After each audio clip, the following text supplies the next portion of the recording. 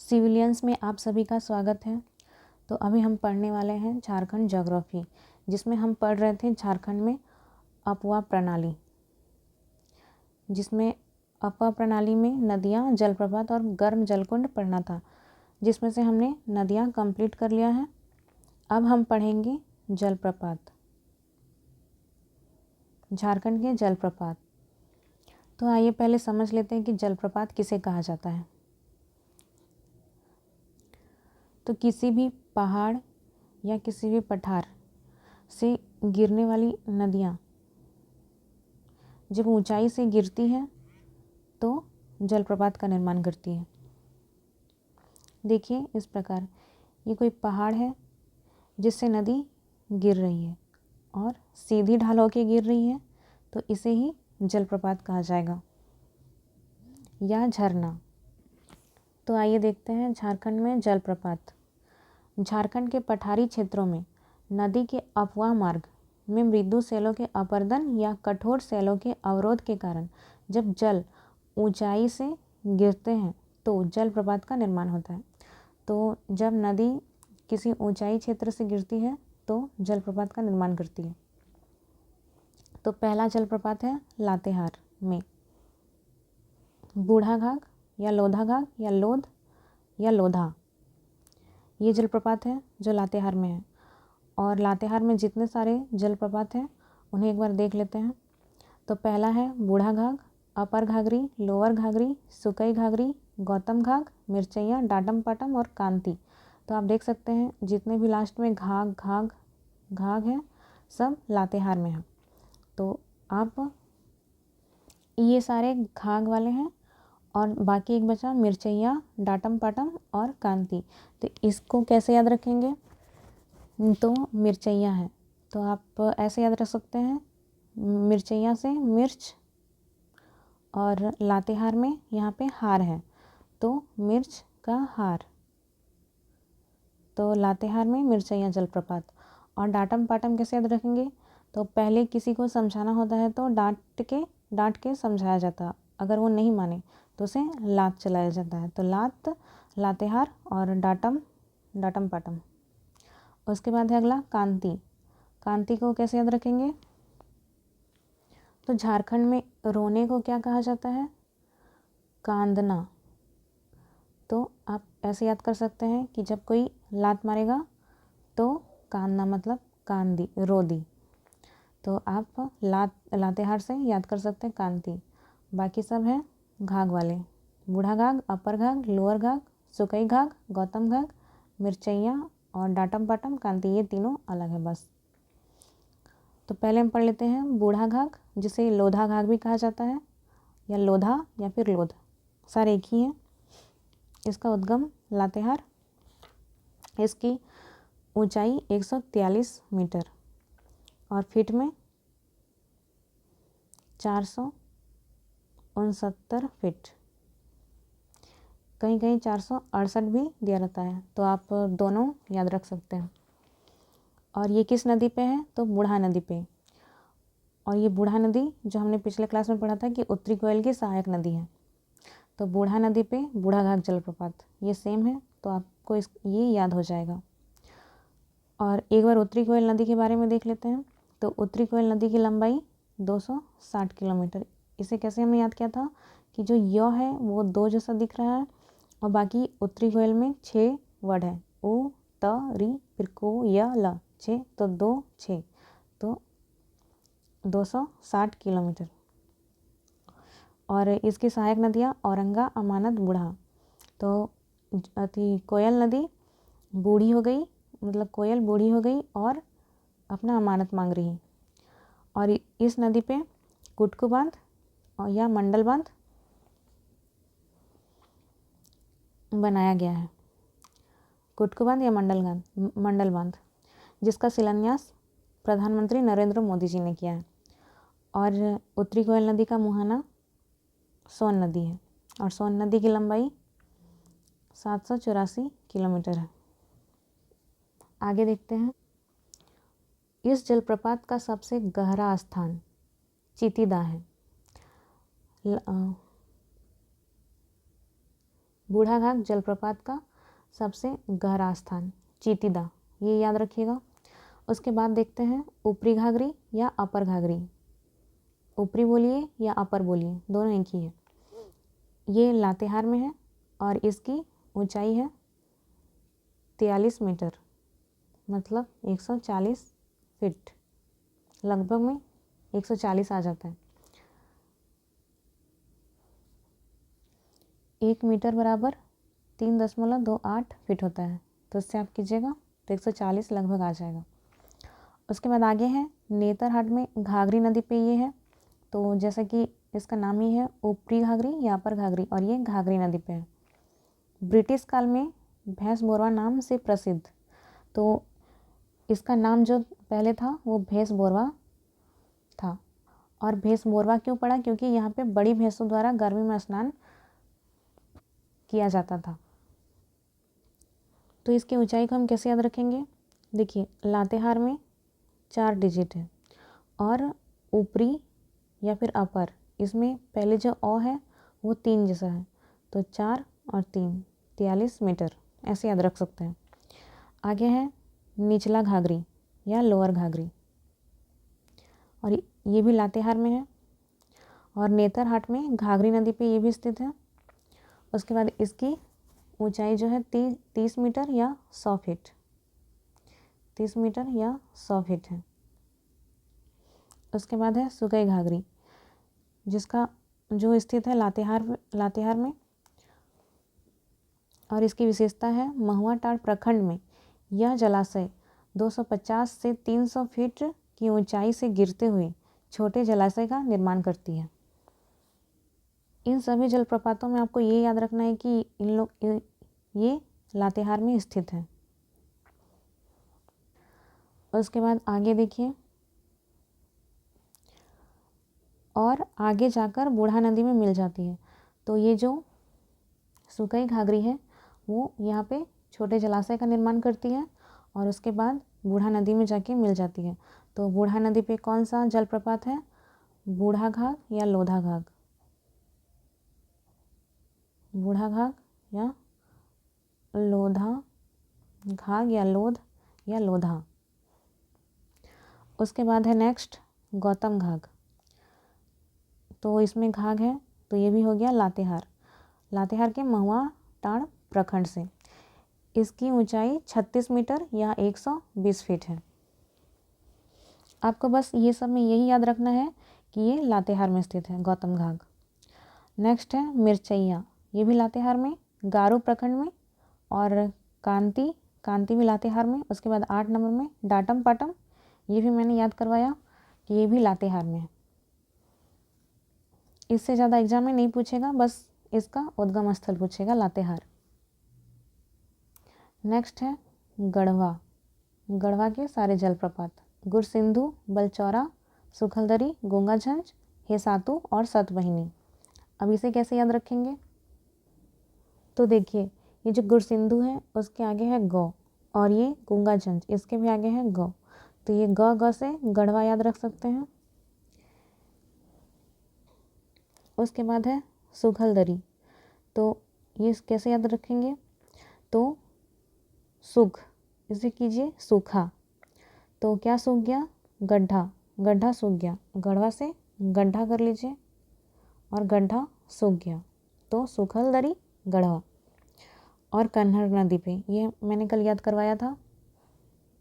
अब आगे याद करते हैं हेसातु और सातवाहिनी। तो सातवाहिनी से आप देखिए, ये है सातवाहिन, उसमें से है एक हेसातु, ये दोनों बहिन है, मतलब बहन है। और जहाँ बहन रहेगी वहाँ पे लड़ाई होगा तो दोनों गड्ढा में गिर जाएगी, तो गढ़वा। सातवाहिनी और हेसातु दोनों बहन है और दोनों लड़ाई करके गड्ढा में गिर गई, तो गढ़वा। और जो ये सतवाहिनी है वो सतवाहिनी नदी पे ही है। उसके बाद नेक्स्ट है पलामू में कौन सा जलप्रपात है? तो यहाँ पे एकमात्र कुंड जलप्रपात है, जो कि हुसैनाबाद प्रखंड में स्थित है। अब इसे कैसे याद रखेंगे? तो कुंड आप समझ लीजिए हवन कुंड या अग्निकुंड, तो वहाँ कोई रहेगा नहीं, हवन कुंड या अग्निकुंड में वहाँ से पला जाएगा। तो कुंड पलामू में, पला जाएगा से पलामू, और कुंड अग्निकुंड या हवन कुंड में कोई रहेगा नहीं, वहाँ से सब पला जाएगा। तो गढ़वा में देख लिए गुरसिंधु जो कि गौ है फर्स्ट में, और यहाँ गंगाझंझ में भी गौ, तो इससे गढ़वा हो गया। उसके बाद सूखलदरी में सूख, तो सूख क्या गया, सूख गया, गढ़वा, गड्ढा सूख गया। उसके बाद हेसातु और सतवहिनी दोनों बहन है और दोनों लड़के गिर जाती है गड्ढा में, तो इससे हो गया दोनों हेसातु और सतवहिनी गढ़वा। एक बच गया था बलचौरा, तो बलचौरा को कैसे याद रखेंगे, तो कोई भी कुछ चोरा करके ले जाता है तो उसे छिपने के लिए जगह चाहिए, तो कहाँ छिपेगा, वो गड्ढे में छिपेगा, तो गड्ढे से गढ़वा, बलचौरा का गढ़वा हो गया। अब आगे है रांची जलप्रपात। तो रांची में कौन कौन से जलप्रपात है, यहाँ देख लेते हैं। पहला है हुंड्रू, दसम, जोन्हा, सोनवा, सीता और तीरू। तो आप इसको कैसे याद रखेंगे, तो ऐसे देख लीजिए इसको, सोनवा, सीता और तीरू, ये तीनों फ्रेंड है ऐसा मान लीजिए, सोनवा, सीता और तीरू। और ये तीनों जो हैं 10 बार रांची गई, तो सोनवा, सीता और तीरू जो है 10 बार रांची गई, तो 10 जो है सो जोन्हा, और 10 बार से दसम, और रांची से रांची। तो ऐसे करके आप रिलेट कर सकते हैं। और जो एक है हुंड्रू, ये तो आपको पता ही होगा कि रांची में है, तो आइए इसको देखते हैं हुंड्रू को। तो हुंड्रू झारखंड का दूसरा ऊंचा जलप्रपात है। इसकी ऊंचाई है 98 मीटर या 322 फीट, और ये स्वर्ण रेखा नदी पे है। ये इम्पोर्टेंट है, आपको ये याद रखना है कि ये किस नदी पे है, तो स्वर्ण रेखा नदी पे। इस जलप्रपात के निकट स्वर्ण रेखा जल विद्युत परियोजना 65 मेगावाट का संयंत्र स्थापित है। तो आपको ये याद रखना है कि स्वर्ण रेखा नदी पे हुंड्रू जलप्रपात है, और ये दूसरा ऊंचा जलप्रपात है। इसकी ऊंचाई जो है वो 98 मीटर या 322 फीट है। लगभग आप इसको 100 मीटर मान सकते हैं, याद करने के लिए 100 मीटर याद रख सकते हैं। एग्जाम में तो ऐसा ऑप्शन नहीं रहेगा कि 98 है कि 99 है या फिर 100 है, तो थोड़ा दूर दूर में ही होगा, तो इससे आप 100 मीटर याद रख सकते हैं हुंड्रू जलप्रपात की ऊंचाई। एक क्वेश्चन पूछा गया था कि हुंड्रू रांची से कितनी दूर स्थित है सड़क के रास्ते, सड़क के रास्ते हुंड्रू रांची से कितनी दूर है, सड़क के रास्ते, तो ये होगा 45 किलोमीटर। अब है दसम, दसोंग या दासोंग या फिर दासोम। तो दसम जलप्रपात को दसोंग, दासंग या दासोम भी कहा जाता है। ये रांची में स्थित है और तेमारा घाटी में कांची नदी पे, तो रांची कांची। तो दसम जलप्रपात कांची नदी पे स्थित है। इसकी ऊंचाई 44 मीटर और 144 फीट है। तो इसे आप कैसे याद रखिएगा, दसम, दसम मतलब 10, 10 को 4 से गुना किए और 4 जोड़ दिए, तो ये हो गया 44 मीटर। ऐसे आप रिलेट कर सकते हैं। उसके बाद आगे है गिरने के बाद यह 10 धाराओं में विभाजित होने के कारण इसका नाम दसम पड़ा है। तो ये जब गिरती है ऊंचाई से तो ये 10 धाराओं में विभाजित हो जाती है, जिस कारण इसका नाम दसम पड़ा है। और दाह सोम का मुंडारी भाषा में अर्थ है पानी का जमाव, तो इसे आप ध्यान में रखिएगा कि दाह सोम का मुंडारी भाषा में अर्थ क्या होता है, पानी का जमाव, मुंडारी भाषा में।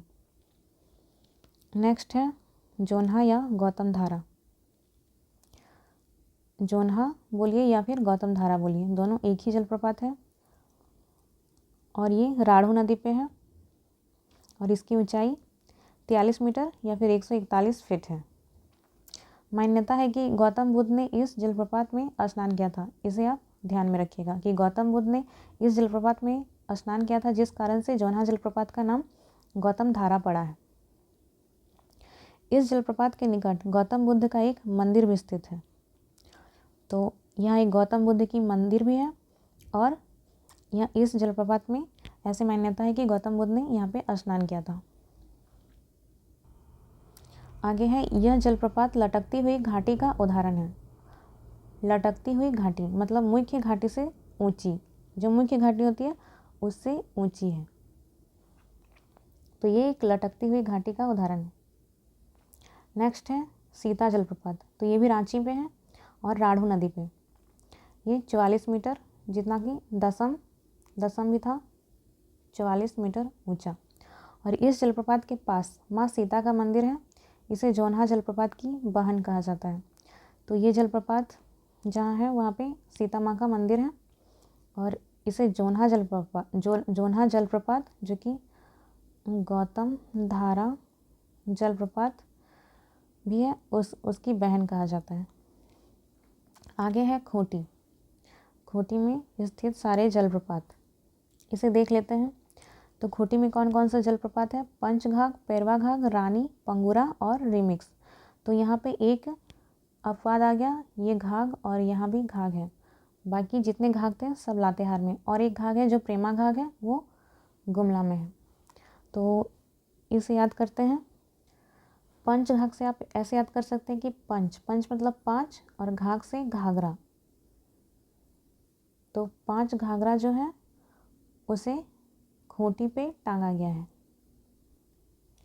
तो 5 घाघरा जो है उसे खूंटी पे टांगा गया है। यह है घाघरा और इसे खूंटी पे टांग दिया गया है। यह है खूंटी, इस पे टांग दिया गया है। तो ऐसे आप याद रख सकते हैं कि पंचघाघ खूंटी में स्थित है। उसके बाद है पैरवा घाघ। तो पैरवा हम लोग किसको बोलते हैं? झारखंड में पैरवा कबूतर को बोला जाता है। तो पैरवा को क्या करेंगे हम लोग? पैरवा को खूंटी से बांध देंगे। तो ये हो गया पैरवा और इसको खूंटी से बांध देंगे। तो पैरवा घाघ खूंटी में स्थित है। उसके बाद है रानी, पंगुरा और रिमिक्स। पंगुरा को आप ऐसे याद रख सकते हैं कि पंगुरा कैसा साउंड आ रहा है? पंख जैसा। तो जो पैरवा होता है अर्थात कबूतर, उसका पंख भी होता है। तो पंगुरा और पैरवा घाघ ये दोनों खूंटी में अवस्थित है। उसके बाद रानी और रिमिक्स, इसे आप डायरेक्ट याद रख सकते हैं। नहीं तो जो ये री है और रिमिक्स में री और रानी में रा, ये हल्का फुल्का ख जैसा दिख रहा है, तो इससे आप याद रख सकते हैं। पहला देख लेते हैं पंचघाघ या पंचगढ़। यह है खूंटी में। ऊंचाई से गिरते समय यह 5 धाराओं में बढ़ जाता है, इसी कारण इसका नाम पंचघाघ पड़ा है। और ये बनाई नदी पे स्थित है। आप बस इतना याद रखिए कि ये खूंटी में है। आगे है पैरवा घाघ, ये छाता नदी पे। रानी ये तजना नदी पे, और यहाँ पे असुर जनजाति के साक्ष्य मिले हैं। रानी जो है तजना नदी पे है, और नदी के चैप्टर में हमने पढ़ा था कि जो तजना नदी है वहाँ असुर जनजाति के साक्ष्य मिले हैं। फिर पंगुरा ईटी नदी पर है। रिमिक्स कांची नदी पे है। ये सब इम्पोर्टेंट नहीं है, बस इतना याद रखिएगा कि ये खूंटी में अवस्थित है। अब नेक्स्ट है लोहरदगा के जलप्रपात। पहला है लावा पानी, घरघरिया और निंदी। तो पहला देख लेते हैं घरघरिया को। तो घरघरिया किसे कहा जाता है? इसे आप घिरनी बोल सकते हैं घरघरिया को, जो कुआं से पानी निकालते टाइम ऐसे यहाँ पे रहता है, जो रस्सी से खींचने के लिए होता है। तो इसे घिरनी बोलते हैं या घिरगिरी बोलते हैं। तो इसे आप घरघरिया कर सकते हैं। तो ये किस चीज़ का बना होता है? लोहे का। तो इससे आप लोहरदगा याद रख सकते हैं। और फिर निंदी कैसे याद रखेंगे? तो ये लोहरदगा जो है उसमें पहला है लोहर, मतलब इसको आप लहर कर सकते हैं, लहर। तो लहर कहाँ आता है? समुद्र में आता है, और समुद्र के किनारे पेड़ होता है, वहाँ पे झूला लगा होता है, और यहाँ पे नींद बहुत अच्छी आती है, तो उससे आप निंदी कर सकते हैं। तो लोहरदगा में लोहर है, तो लोहर से लहर कहाँ आता है? समुद्र में। और यहाँ पे अगर आप झूला लगा के सोएंगे तो यहाँ पे बहुत अच्छा नींद आएगा, तो निंदी। और आगे है लावा पानी। तो लावा पानी कैसे याद रखेंगे? आप देखिएगा, जब लोहे को गर्म कर दिया जाता है बहुत ज़्यादा ही, तो वो लिक्विड फॉर्म में आ जाता है और एक लावा जैसा दिखता है। तो जब लावा में पानी पड़ गया तो वो बन गया लोहा। या फिर ऐसे भी याद रख सकते हैं डायरेक्ट कि जो लावा होता है मैग्मा, वो बहुत ही ज़्यादा गर्म रहता है और उस पर जब पानी डाल देते हैं लावा में पानी, तो वो लोहा बन जाता है। उसके बाद है गुमला के जलप्रपात। पहला है हेपाद, जो कि घाघरा नदी के उद्गम स्थल पर स्थित है। आगे है नागफेनी, फिर सदनी या फिर सदनी घाघ। तो पहला हेपाद है, आप इसे डायरेक्ट याद रखिए, हेपाद को 2-3 बार देखिएगा, याद हो जाएगा। और एक था हेसातु, वो था गढ़वा में। नेक्स्ट है नागफेनी कैसे याद रखेंगे, तो ये गुमला अर्थात गमला आप याद कर सकते हैं। गमला में होता है फूल या फिर बहुत सारा झाड़ी, तो वहाँ पे नाग आ गया। तो आप याद रख सकते हैं कि गमला में नाग है, तो गुमला नाग से नागफेनी। उसके बाद है सदनी या फिर सदनी घाघ, ये शंख नदी पर स्थित है। तो कल हमने याद किया था कि जब शंख बजाएंगे तो सब कुछ शांत हो जाएगा, शांति फील होगा। तो शंख नदी पे सदनी घाघ। अब इसे कैसे याद रखें कि गुमला में है, तो देखिए सदनी से आप याद रखिए सीधा साधा आदमी, सदनी सीधा साधा आदमी। तो अभी सीधा साधा आदमी गुम है, अभी ऐसा सीधा साधा आदमी मिलता ही नहीं। तो सदनी से सीधा साधा आदमी जो कि गुम है, गुम से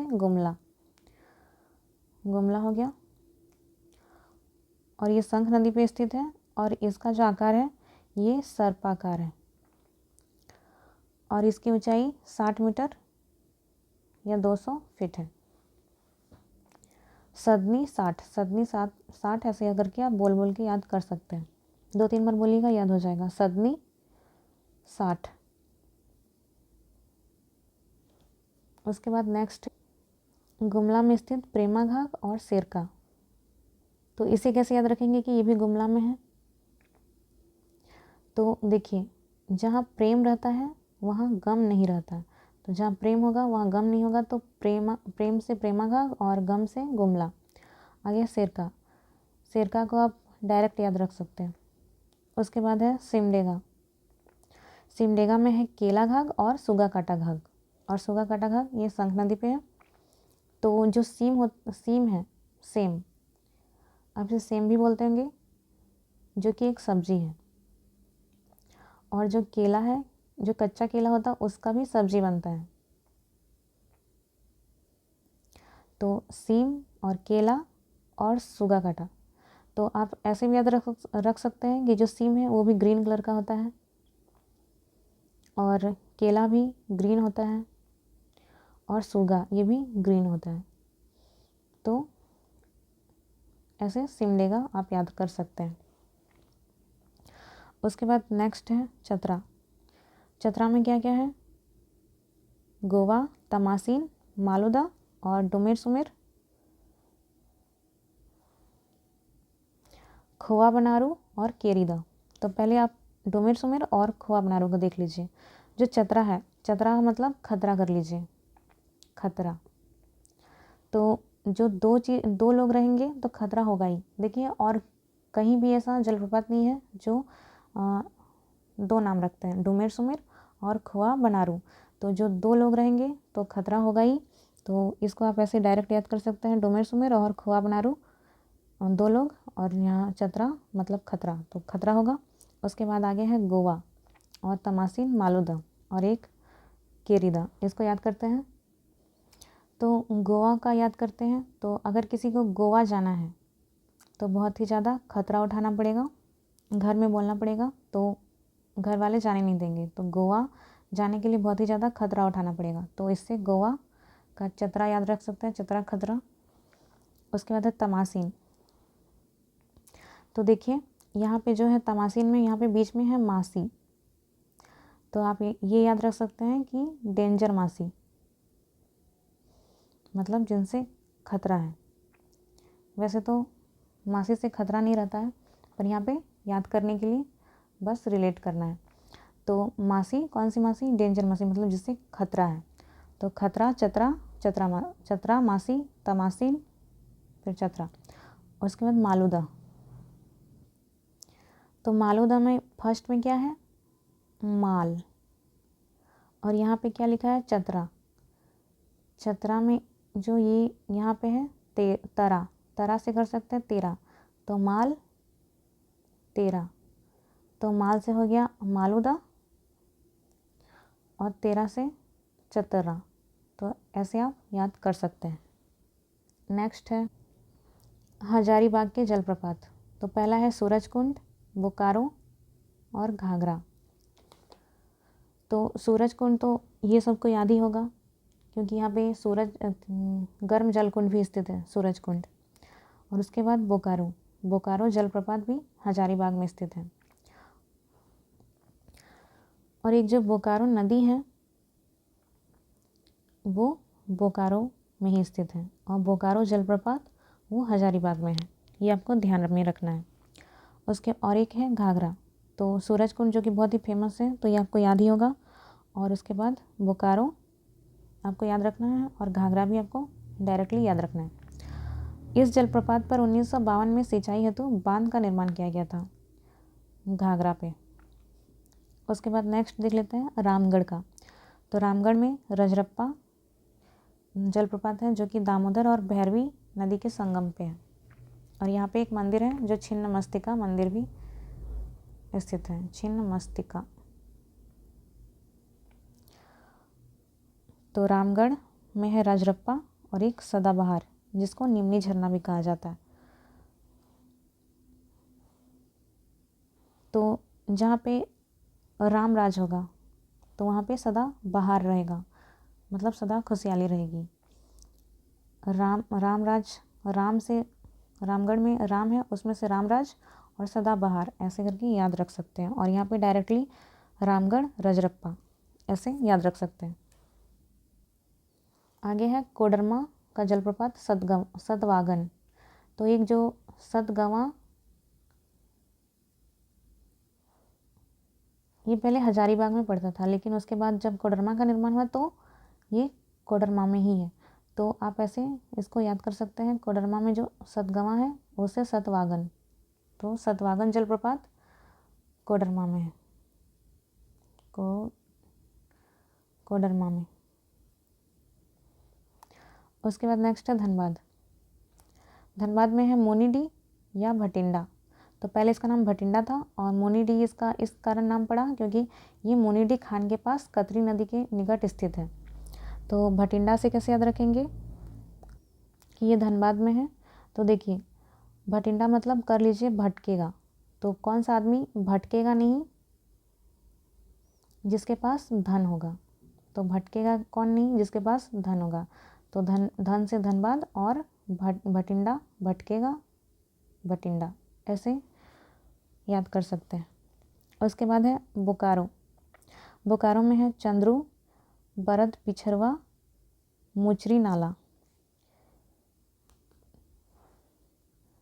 तो बोकारो से आप याद कीजिए बोका। तो बोका जो है वो पीछे रहता है, तो जो बोका रहेगा वो पीछे रहेगा। और मुचरी नाला, तो इसको याद कीजिए चरी नाला। तो जो बोका रहेगा वो नाला में चरने जाएगा, तो वो बोका जो रहेगा वो पीछे भी रहेगा और नाला में चरने जाएगा। तो मुचरी नाला। और बरद पिछरवा, और चंद्रू आप डायरेक्टली याद कीजिए, 2-3 बार देखिएगा हो जाएगा। तो जो बरद पिछरवा है वो बोकारो नदी पे है, और मुचरी नाला झारखंड और पश्चिम बंगाल सीमा का निर्माण सिवांती घाटी से प्रवाहित। सिवांती घाटी बोकारो में स्थित है, और यहीं से मुचरी नाला जो झरना है इसी के पास गिरती है। आगे है गिरिडीह का उसरी जलप्रपात। तो आप इसको ऐसे याद रख सकते हैं, उसरी गिरी, एक ही जैसा साउंड आ रहा है, उसरी गिरी। इसमें भी री है, इसमें भी री है, और एक सीता नाला जलप्रपात भी यहीं पे है, गिरिडीह में। तो सीता और उसरी दो बहन हैं जो कि नाला में गिर जाती हैं, ऐसे करके आप याद रख सकते हैं। और ये उसरी है, उसरी नदी पे, और ये बराकर की सहायक नदी है उसरी नदी, और ये पे खंडोली पहाड़ स्थित है। नेक्स्ट है देवघर, देवघर का बकुलिया। तो इसे आप कैसे याद रखेंगे? तो बकुलिया से कीजिए बकलोल। तो जो बकलोल होता है वो देव के घर नहीं जाता है, मतलब देव का पूजा नहीं करता है। तो जो नहीं जाएगा देव का घर तो पूजा कैसे करेगा? तो वो बकलोल हो गया। बस ये एक ट्रिक है, इससे ज़्यादा कुछ नहीं।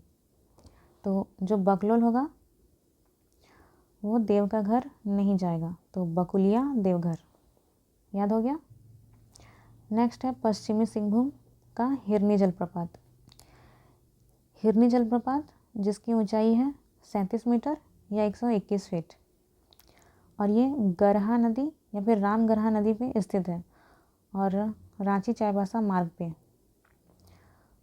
पश्चिमी सिंहभूम में टोटल 3 जलप्रपात है, पहला हिरनी, थाकोरा और लुपुंगुटू।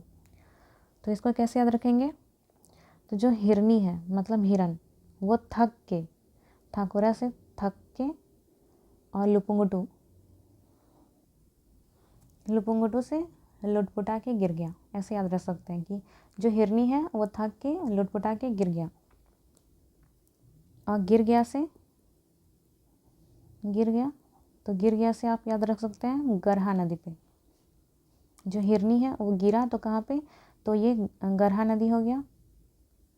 और उसके बाद थाकोरा लुपुंगुटू, ये लुपुंगुटू जो है चाईबासा लुपुंगुटू गांव में स्थित है।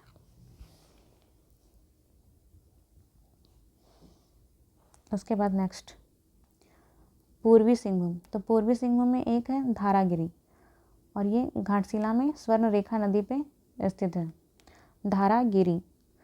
तो धारा से याद रख सकते हैं कि ये एक धारा है और ये जाके भूमि में गिरी। तो जो धारा है वो मान लीजिए कि पूर्व साइड में बह के भूमि में गिर गई, तो आप ऐसे याद रख सकते हैं धारा गिरी। तो धारा कहाँ गिरी? भूमि में, वो भी पूर्व साइड जाके, तो पूर्वी सिंहभूम में धारा गिरी।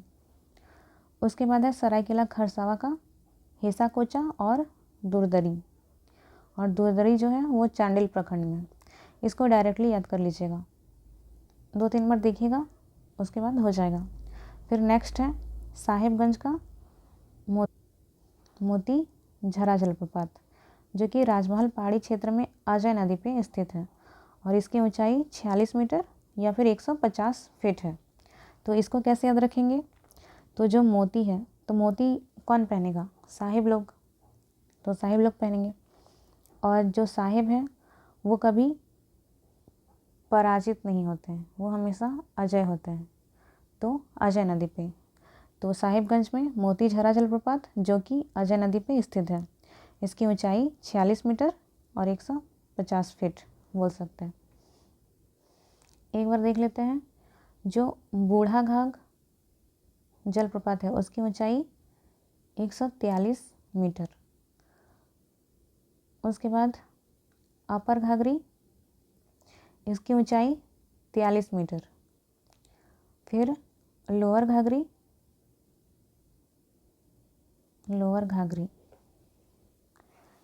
इसकी ऊंचाई 30 मीटर।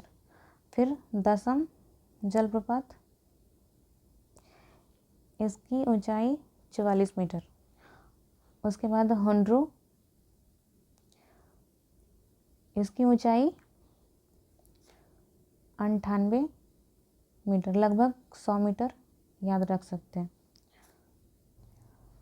अपर घाघरी के साथ याद रखिएगा जोन्हा जलप्रपात, इसकी भी ऊंचाई 43 मीटर है। और एक है सीता जलप्रपात जो कि रांची में है, और इसकी ऊंचाई 44 मीटर। तो दसम और सीता, फिर जोन्हा और अपर घाघरी, ये दोनों सेम है। और इसी को मैंने मैप में एक बार लिख दिया है, साहिबगंज, मोतीझरा, देवघर, बकुलिया, बकलोल से, फिर धनबाद, भटिंडा, और बोकारो में बरद, पिछरवा, चंद्रू और मूचरी नाला। उसके बाद यहाँ पे रामगढ़ हो जाएगा, रामगढ़ में रजरप्पा, रांची में हुंडरू, दसम, जोन्हा, सोनवा और तीरू। उसके बाद सरायकेला खरसावां में हेसा कोचा और दुरदुरी। पूर्वी सिंहभूम में धारागिरी और एक घाघ। उसके बाद पश्चिमी सिंहभूम में हिरनी, थाकुरा, लुंगपुंग, गुटू। और सिमडेगा में केला घाघ, सुगा कटा घाघ, ग्रीन ग्रीन था। उसके बाद गुमला में हेपाद, नागफेनी, सदनी घाघ, प्रेमा घाघ और सेरका। उसके बाद लोहरदगा में लावा पानी, घरघरिया और निंदी। फिर है पलामू में एकमात्र कुंड। उसके बाद यहाँ पे यहाँ पे गढ़वा। फिर गढ़वा में सुखलदरी, गूंगाचंच, हेसातू, सतवहिनी, गुरसिंधु और बलचोरा है।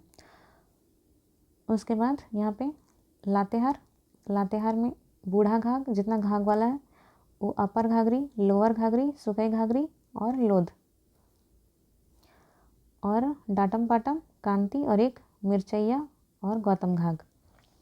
उसके बाद चतरा में देख लेते हैं। तो चतरा में है गोवा, तमासिर, मालूदा, डुमेर सुमेर और खेरा, बनारू और एक केरीदा। उसके बाद कोडरमा में सतवगान, ये इम्पोर्टेंट है। उसके बाद हजारीबाग में सूरज कुंड और बोकारो तथा घाघरा। गिरिडीह में उसरी और सीता नाला। ये हो गया हमारा जलप्रपात। तो आज जलप्रपात का टॉपिक ख़त्म हो रहा है और कल हम करेंगे गर्म जलकुंड प्लस झील तथा तालाब। तो आज का टॉपिक यहीं समाप्त करते हैं। Thank you.